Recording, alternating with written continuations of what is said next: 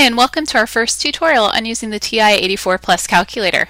This tutorial is appropriate for new students that have never used a calculator before, that having TI-84 Plus, a TI-83 Plus, or the TI-Nspire with the 84 faceplate. So to get started, you'll turn your calculator on, this bottom left-hand corner, and you'll have a blank screen. Here's where you can do all of your basic calculations, so adding, subtracting, multiplying, dividing, square roots, that kind of thing. So for instance, if I'd like to enter just a basic multiplication problem, I do 8 times 9. You enter it just as you would say it, and instead of the equal sign, you hit the enter button here on the bottom right. Okay, your answer will show up then on the right side of the calculator screen, 72 here. As I'm going along, you'll notice that all the key presses are here as well. So the 8, the times sign, the 9, and the enter are over on this side.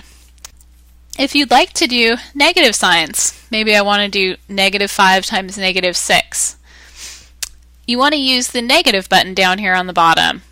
The plus and minus times and divided are all over here, but the minus won't always give you the right answer. So if I want to do -5 times -6, I would enter it like this. And again, hit enter to get your solution.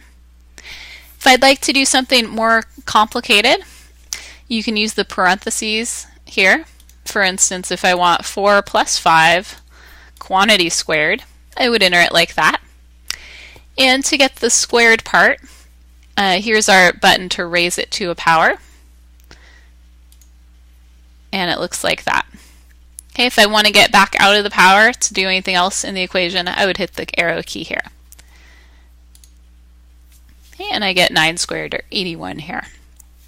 You can also do trig functions. You've got sine, cosine, and tangent here. If you'd like to do secant, cosecant, or cotangent, you'll just have to do 1 over those functions.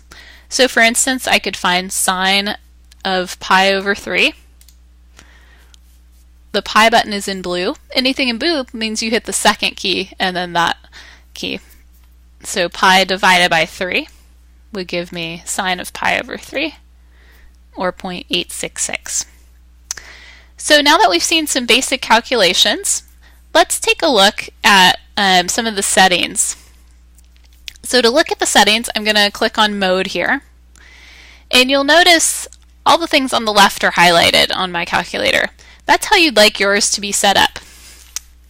The few things you might want to change from time to time for different functions are the second and third line here. The second line is how many decimal places will appear. For AP Calculus, the rule for the AP exam is rounding to 3 places. So some students like to put this on 3 so that all answers are shown to 3 places. Now don't worry, the calculator stores the full answer inside, but it will only show you 3 places. I prefer to keep it on float, which shows me the number of places for the problem, or as many as the calculator can display. So for instance, if my answer is 12.25, that's what float will show. But if I had 3 selected, it would show 12.250. It would show zeros in the places where there wasn't anything else. Third line you might be interested in is radians and degrees. That's for our trig functions. For AP Calc, we want everything in radians, but if you're doing another class like physics, you may have to switch from degrees to radians from time to time.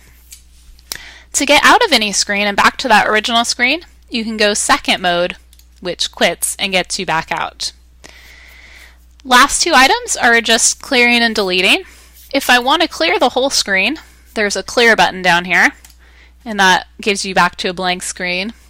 If I'd rather just delete one point, like if I make a mistake, here's what I do.